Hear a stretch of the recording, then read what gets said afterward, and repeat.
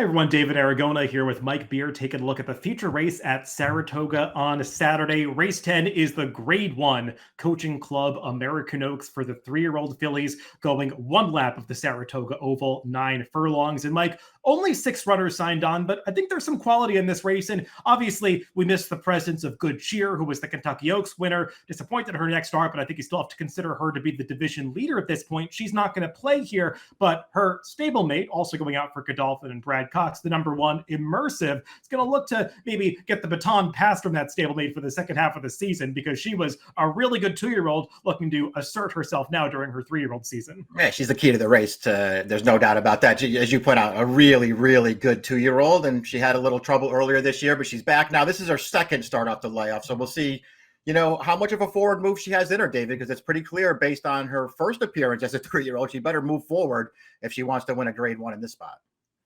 The other main player in this race is the number 6, Cara, who is a 2-time Grade 1 winner, but she's won both of those races going gate to wire. And you know the game plan with her. She has a lot of early speed, and she's going to use it. Let's take a look at the Timeform US pace projector for this race to see if Cara can clear to the front end. And the pace projector says yes, Mike, but I'll be interested to see how much speed we get from the number 5, Dry Powder, who was involved in a pretty fast pace going a 1-turn mile last time. And she feels like the key to Cara's chances in this race. I agree. The 5, Dry Powder, she's shown speed in all 3 of her races, but particularly in that last one where she just got involved in a really fast and contested pace and never really stopped running. It was actually an excellent performance from her. We'll see how aggressive they get her. She's way up in class. She's stretching out around 2 turns and trying 9 furlongs for the first time. So you sort of wonder if that plays on her connections there, where they don't want to be as aggressive with her, but I don't see why they would change anything, David. She's in good form using speed.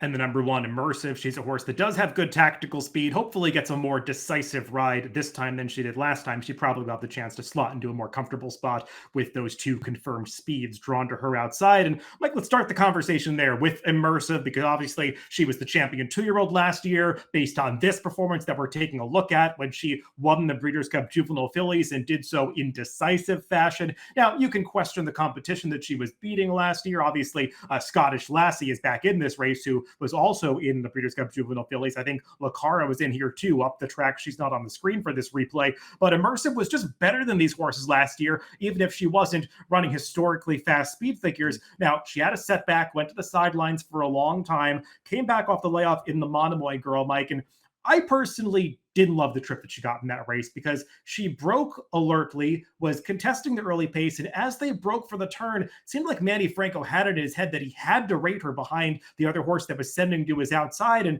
he couldn't quite get her back, and she was in that spot that I hate, where she's like a half length back, put in tight by the horse that's in first, and I just don't like being in that position when she's the odds-on favorite, and you should ride her with a little more confidence. And from there, she got put into the pocket, tried to move up the inside, got bumped by the leader at the top of the stretch, and all things considered, I thought that she battled on a really gamely to the wire against a horse, Take Charge from the Lady, who we'll get to, but one that has real quality.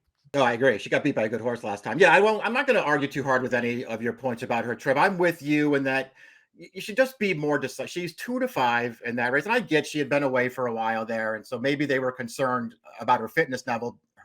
But you got to be way more decisive than that when you're 2 to 5 in particular. At the same time, all right, so she winds up in behind the lead instead of on the lead. I would really hesitate to call it any kind of a bad trip. There was nothing wrong with it after they put her in the pocket. The rail opened up for her in the stretch. She had every chance to win, and she just came up a little bit short. If nothing else, David, you expect her to run better in here, but she is still in the position now, as good as she was at 2.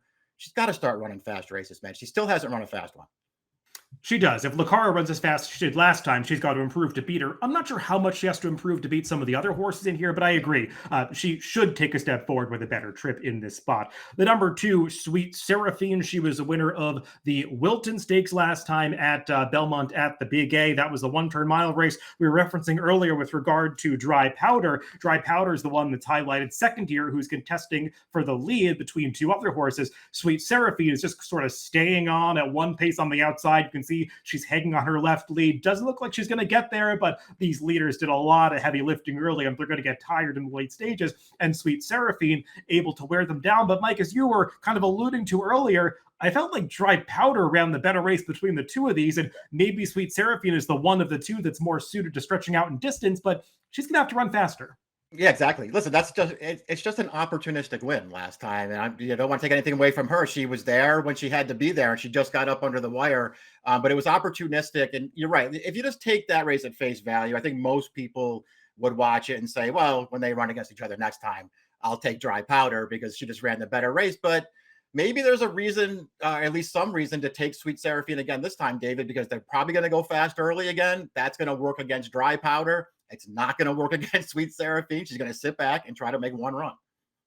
The number 3 Scottish Lassie is trying to get back into the form that we saw from her when she won that Grade 1 Frisette in the second start of her 2-year-old season. Now, Frisette was a Grade 1 in name only. That field that finished far behind her has not done much since then, but I mean, she still earned a 90 buyer during her 2-year-old season, Mike, so that's pretty impressive, especially compared to what Immersive, the champion, did last year. Now, she's come back for her 3-year-old season, made 2 starts, got visibly tired off the layoff in that allowance race. She was likely to move forward from that, and she did last time in the Acorn.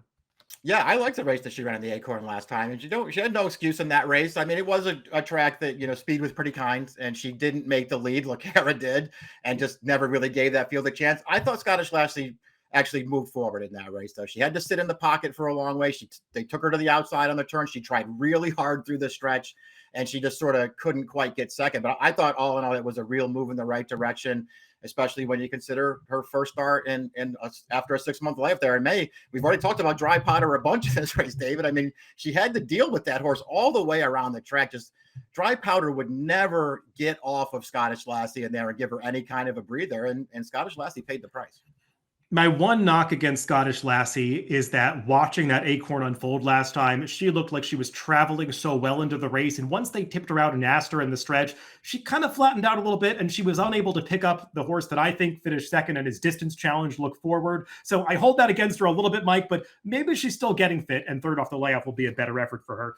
The number 4, Take Charge Milady. She beat the heavy favorite Immersive when that one came off the layoff in the Monomoy Girl last time. And it was a return to form for Take Charge Milady, Mike, who has been pretty up and down this season, and I think has had excuses for some of the poor efforts, as in the Honeybee, where I think she got a poor trip and also had some issues going into that race. And then the Kentucky Oaks were well publicized. She had some hoof issues coming into that race. They ran her anyway. It was a disaster, but she got back on track last time. She's been in a consistent work pattern since then. So hopefully all of the issues are behind Take Charge Milady. And when she's in form, she's competitive with these horses. I agree. She's run several good races. There are easy excuses to make for some of the bad ones. She ran well last time. I thought she got a really good trip and ride in that race, but she got the job done, and I thought won that race fair and square. I mean, you could even go back to the Ashland, David. I mean, Cara wired her that day, but I'm not so sure that Take Charge Milady didn't run at least as well as that horse did, considering the dynamics of that race.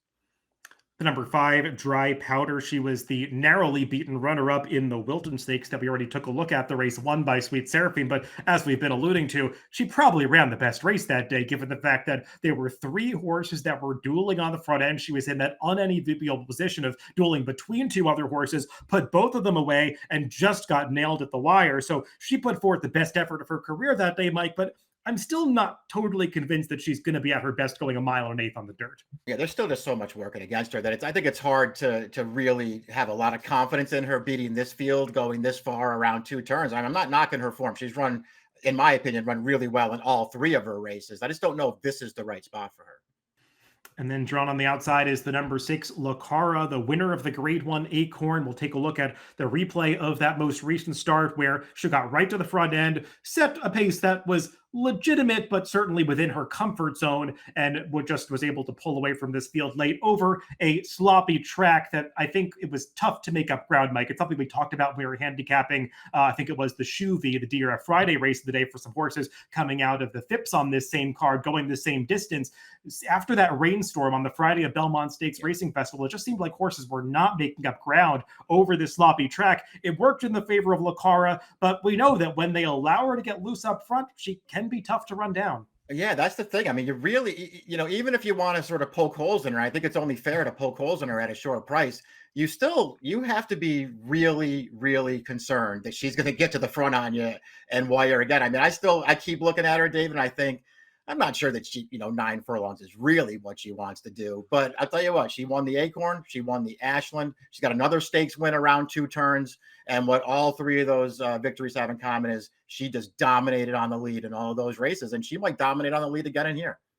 Yeah, with 2 Grade 1 victories under her belt, there is an argument that she's right on par with Good Cheer in terms of divisional rankings at this point. I know we don't quite believe it, but Right. she might be able to prove it in this race. Let's go to picks for this Grade 1 CCA Oaks. And Mike, it looks like you're going to take a shot against both favorites. Yeah, I am. I'm more comfortable probably taking a shot against Cara just because, as we already talked about, I just don't really trust her. I'm afraid of her.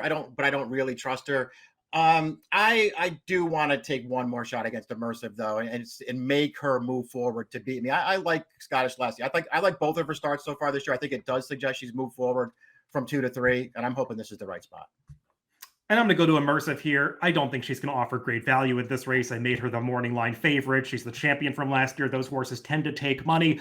I just feel pretty confident that she's got a step forward in her. And I did not like the ride she got last time. I think they're probably going to change up tactics slightly in this race. And I think she can win a race like this against this kind of field. We'll see if she can beat tougher horses later in the season when she's got to run a lot faster. But in this kind of race, I think she fits really well, second off the layoff. So 1, 3, 4, 6 for me, and 3, 1, 4, 6 for Mike in the Grade 1 Coaching Club American Oaks on Saturday at Saratoga. Good luck if you're playing the races this weekend.